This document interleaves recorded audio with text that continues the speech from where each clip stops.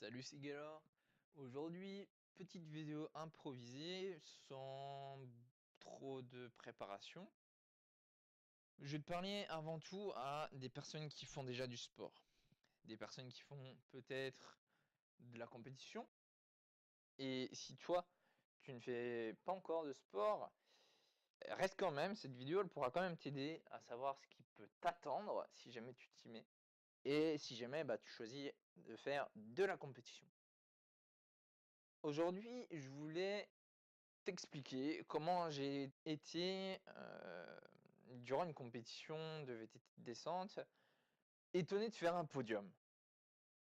Alors tu peux être étonné de tes performances, autant en bien qu'en mal. Là, je peux te dire que ça a été en bien, même si bon, du coup, tu t'es pas forcément préparé, t'es pas forcément prêt, à monter sur un podium, quand tu t'y attends pas. Et pour t'expliquer un peu comment que ça s'est passé, c'était à Faux en 2013. J'ai été 3e, il me semble en championnat de Lorraine, si je me trompe pas. Et j'attendais les résultats avec mon père. On était là, on regardait, on attendait le podium. Et finalement, à un moment donné, j'ai entendu mon prénom. J'ai entendu Gaylor. Alors je me suis dit: «Bon, non, ça peut pas être moi, c'est pas possible», donc voilà, je me suis rendormi, j'ai attendu que la personne, appelée aille au podium et finalement mon père qui était, à côté de moi m'a dit: «C'est pas toi qu'on a appelé là?» J'ai réfléchi 5 minutes et finalement bon, je suis allé je me suis dirigé vers le podium sans trop me poser de questions.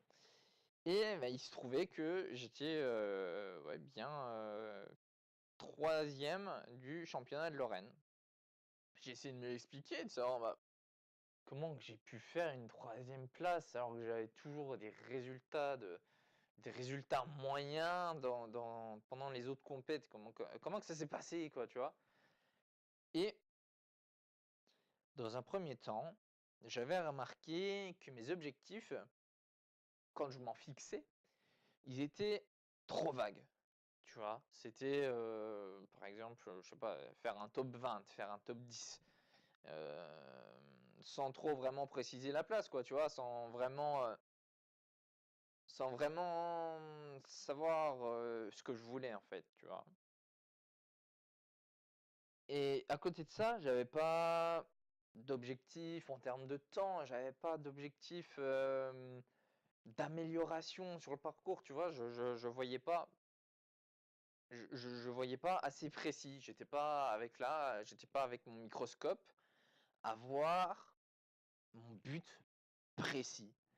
Donc, c'est une première chose, si tu veux être étonné de faire un podium, si tu veux être étonné par tes résultats, ça peut te faire du bien, hein, d'être étonné par tes performances.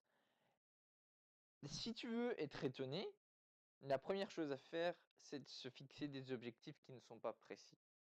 Fixe-toi des objectifs les plus vagues possibles et là, tu es sûr d'être étonné, quoi. Si tu fais quelque chose de relativement bien, de relativement bon. La deuxième chose, et là j'ai creusé un petit peu plus, après avoir arrêté les compétitions, je me suis demandé si il n'y avait pas, d'autres causes et si le problème n'était pas ailleurs. Pour faire un bon résultat en compétition, il faut que tu aies une bonne préparation, aussi bien physique que mentale. Et c'est là, que, je vais te parler de la gestion du stress.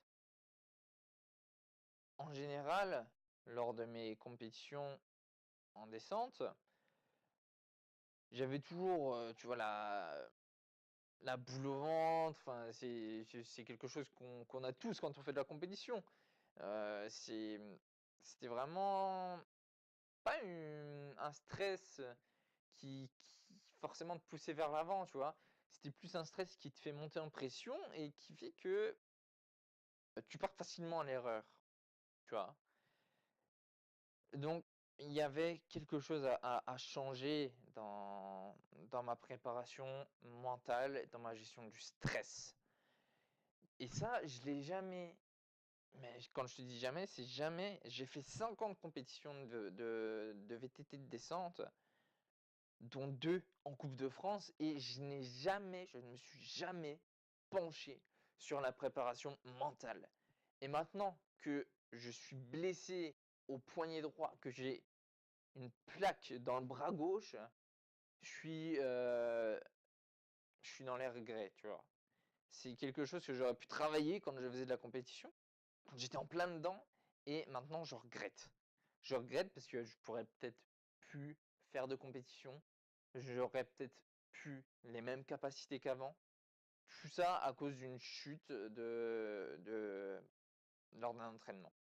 La dernière chose, c'était, ma méthode d'entraînement.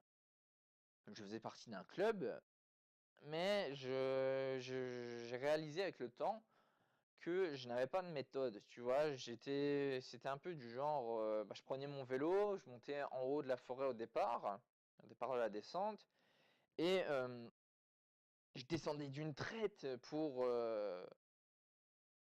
plus pour me faire plaisir que, pour m'entraîner réellement, tu vois?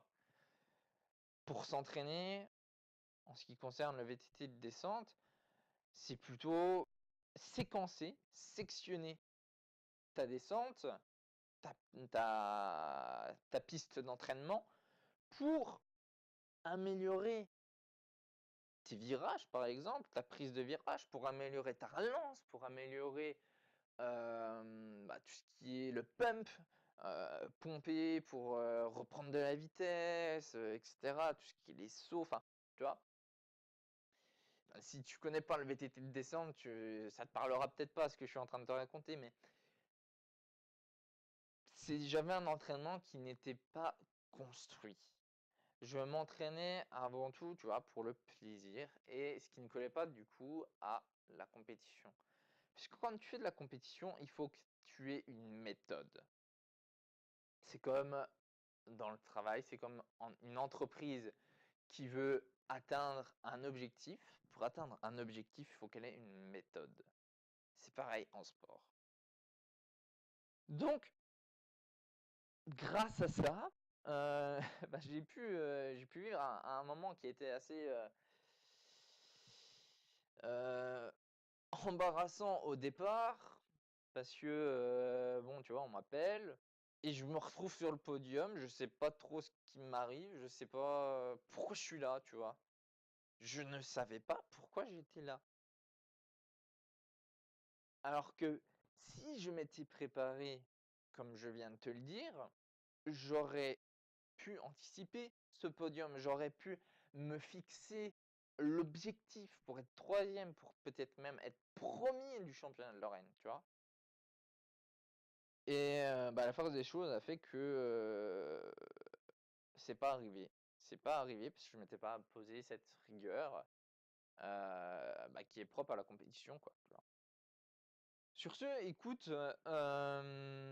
peut-être que ce moment-là, peut-être que ce partage d'expérience t'aura parlé si tu fais de la compétition.